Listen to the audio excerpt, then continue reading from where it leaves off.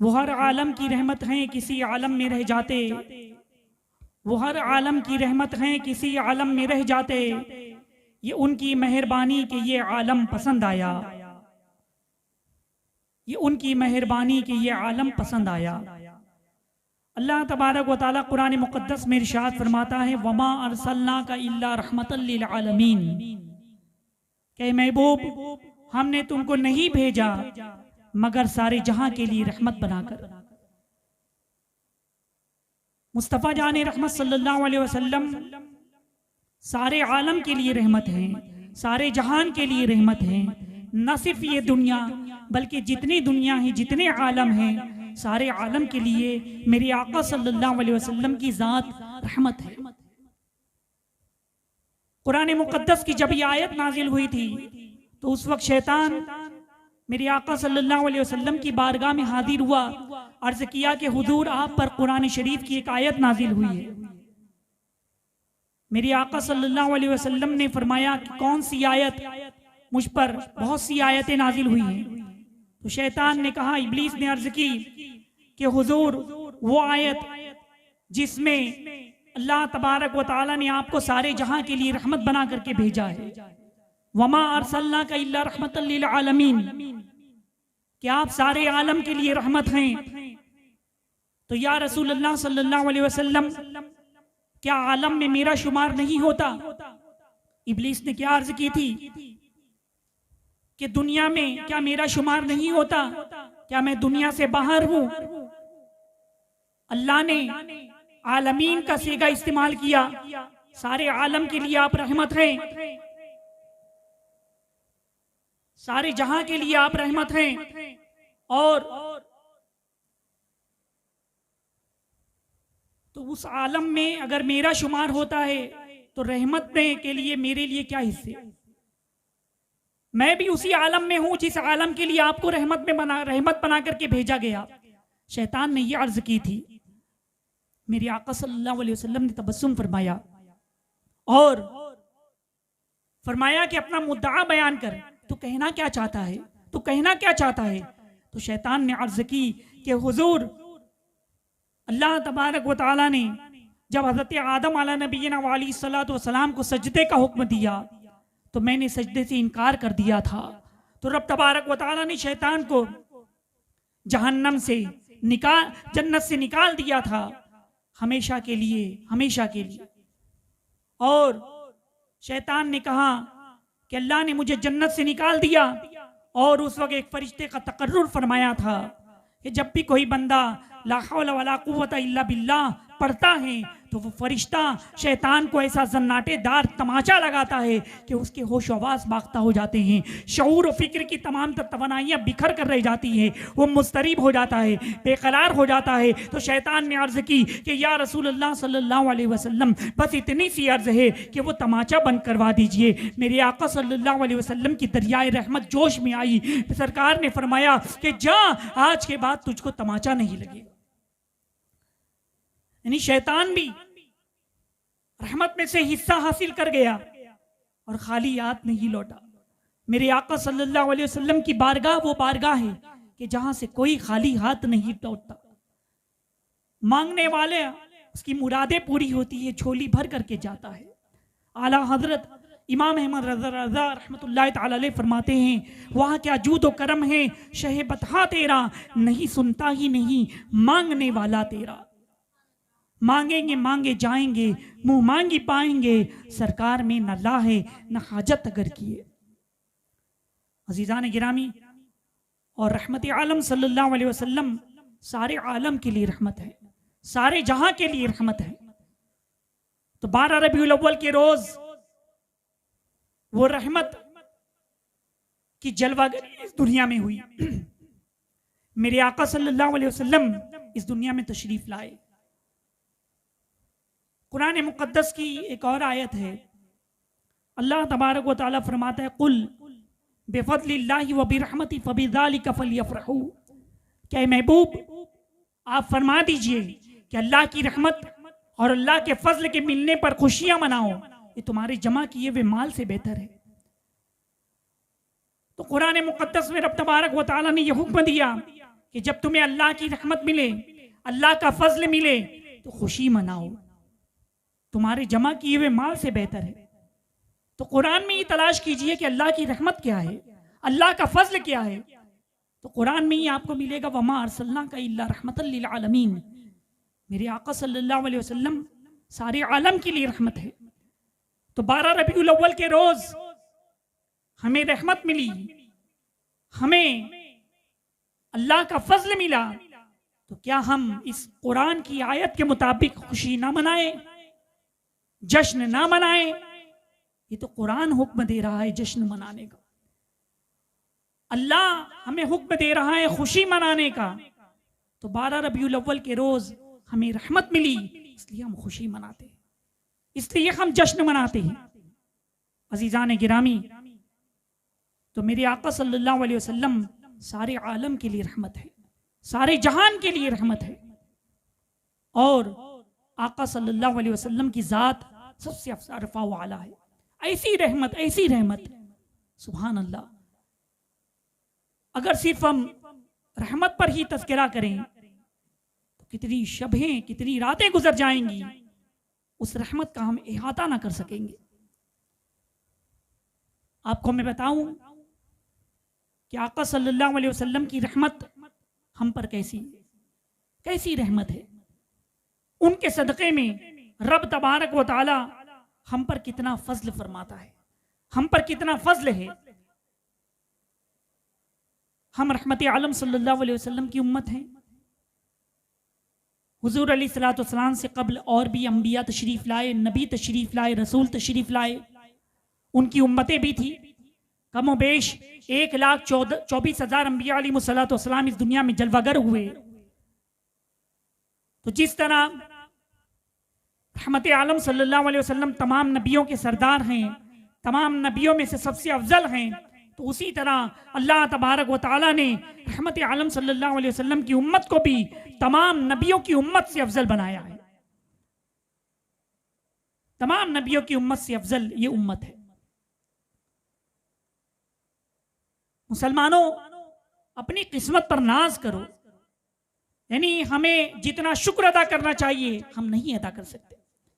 हम ऐसे नबी की उम्मती हैं कि जिनके उम्मती होने के लिए अल खसाइसुस सुगरा शरीफ में अल्लामा जलालुद्दीन सयूती रहमतुल्लाह तआला अलैह नक्ल फरमाते हैं कि 12 नबियों ने दुआ फरमाई कि अल्लाह हमें हुजूर सल्लल्लाहु अलैहि वसल्लम की उम्मती बना देना। अंबियाए किराम ने भी दुआ की कि हमें उम्मती बना देना।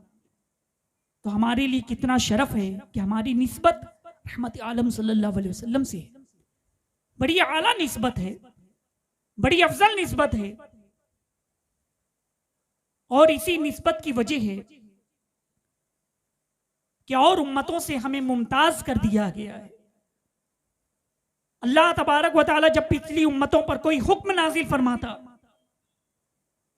कोई वही नाजिल फरमाता साबिका अंबिया अलैहिमुस्सलातु वस्सलाम पर, और पिछली कौमों को खिताब होता,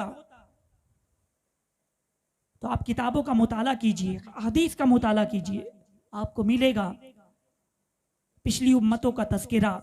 रब तबारक व तआला उम्म साबिका से खिताब फरमाता, या अय्युहल मसाकीन, ऐ गरीब लोगो, ऐ मिस्कीन लोगो।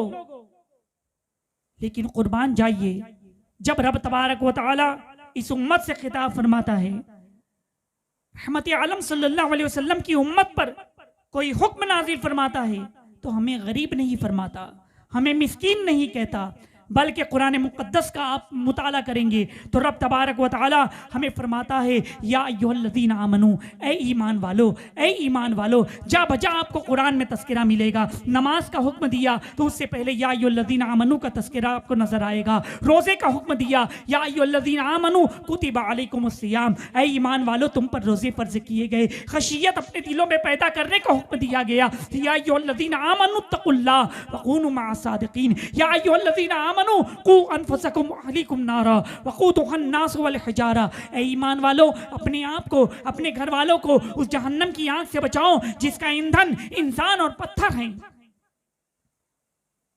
तो रब तबारक व तआला ने हमें ईमान वाला फरमाया। ऐ ईमान वालों, तो हमारे लिए कितने इजाज और शरफ की बात है। हमें ये एजाज और शरफ क्यों मिला? इसलिए हम तो बड़े गुनहगार हैं, इस लायक ही नहीं। लेकिन दरअसल गुनहगार सही, बदकार सही, खताकार सही, मगर हम रहमत आलम सल्लल्लाहु अलैहि वसल्लम से उम्मती है, ये उनकी निस्बत है।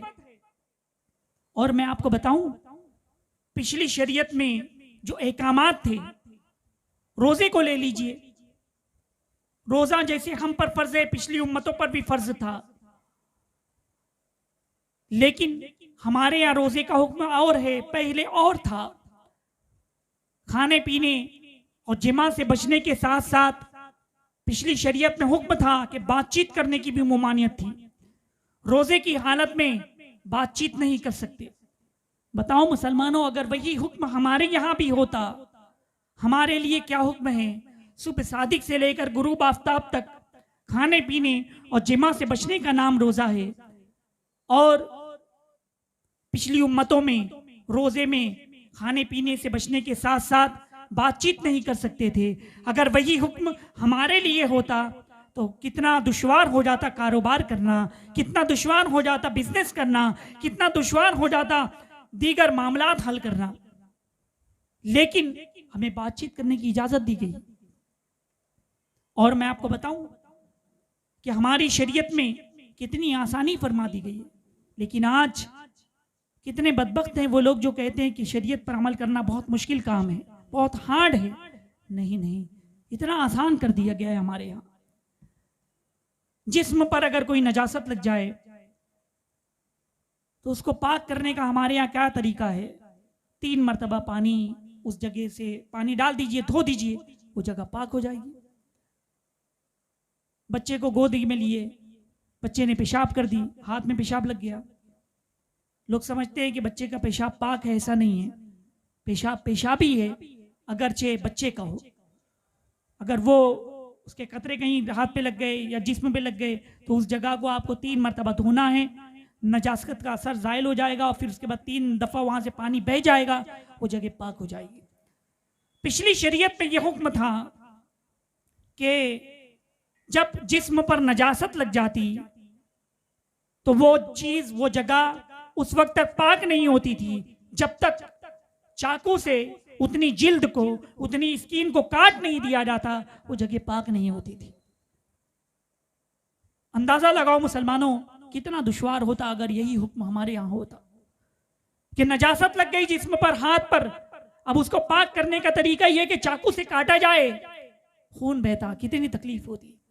लेकिन कुर्बान जाइए कि हमारी शरीयत में कितनी आसानी कर दी गई है। नजासत लग गई, 3 मरतबा धो दीजिए, पाक हो जाए। अल-क़साइस सुग़रा में अल्लामा जलालुद्दीन सियूती रहमतुल्लाह तआला अलैह नक़्ल फरमाते हैं कि हज़रत आदम अलैहिस्सलाम को 5 चीजें ऐसी मिली। हज़रत आदम अलैहिस्सलाम का जिक्र फरमाते हैं और फरमाते हैं कि उम्मत मुस्तफ़ा को 5 चीजें ऐसी मिली जो हज़रत आदम अलैहिस्सलाम को भी ना मिली। मतलब हज़रत आदम अलैहिस्सलाम से जो इज्तिहादी खता सरजद हुई थी, उसके बाद उनकी तौबा मक्के के साथ खास थी कि वो मक्के में ही तौबा करें। उसके बाद गुनाह तो इज्तिहादी खता के बाद ज़ौजैन में दूरी पर डाल दी गई थी, अलग कर दिया गया था और वो मक्के में ही तौबा कर सकते हैं। लेकिन कुर्बान जाइए मुसलमानों, हमारी शरीयत में ऐसा नहीं है, हमारे यहाँ ऐसा नहीं है। लोग गुनाह करते हैं लेकिन मियाँ बीवी के दरमियान दूरी नहीं डाली जाती। अगर गुनाह हो गया, अल्लाह की नाफरमानी हो गई, तो यह हुक्म नहीं कि तुम मक्के जाकर के तौबा करो, बल्कि रात की तन्हाइयों में उठो, आंखों से आंसू गिराओ, अल्लाह की बारगाह में इस्तगफार करो, रो, गिड़गिड़ाओ। वो गफूर रहीम है, तुम्हारे गुनाहों को माफ फरमा देगा, तुम्हारी खताओं को माफ फरमा देगा। तो मुसलमानों, ये दरअसल हमारे ऊपर रब तबारक व तआला का जो फजल है, सिर्फ और सिर्फ इसलिए है कि हमें रहमत आलम सल्लल्लाहु अलैहि वसल्लम से निस्बत है। हम आका सल्लल्लाहु अलैहि वसल्लम के गुलाम हैं, उनकी उम्मती हैं। हम जितना शुक्र अदा करें उतना कम है। इस करम का करूं शुक्र कैसे अदा जो करम मुझ पे मेरे नबी ने किया। मैं सजाता था सरकार की महफिलें, मुझको हर गम से रब ने बरी कर दिया। लम्हा लम्हा है मुझ पर नबी की अता, दोस्तों और मांगू मैं मौला से क्या। क्या ये कम है कि मेरे खुदा ने मुझे अपने महबूब का उम्मती कर दिया। अल्लाह तबारक व तआला से दुआ है कि हमें मिलाद मुस्तफ़ा सल्लल्लाहु अलैहि वसल्लम की बरकतें अता फरमाएं, उसके फैज़ान से माला माल फरमाएं। व मा अलैना इल्लल बलाग। अस्सलामु अलैकुम व रहमतुल्लाहि व बरकातुहू।